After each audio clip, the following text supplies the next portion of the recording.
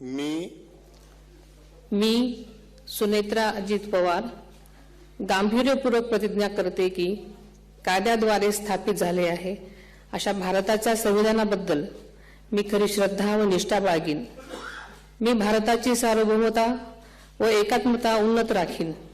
मी महाराष्ट्र राज्याची उपमुख्यमंत्री म्हणून माझी कामे निष्ठापूर्वक व सद्विवेक बुद्धीने पार पाडेन आणि संविधान व कायदा यानुसार सर्व तऱ्हेच्या लोकांना मी गांभीर्यपणे व निपक्षपातीपणे तसेच कोणाच्याही विषयी ममत्वभाव किंवा आकस न बाळगता न्याय वागणूक देईन।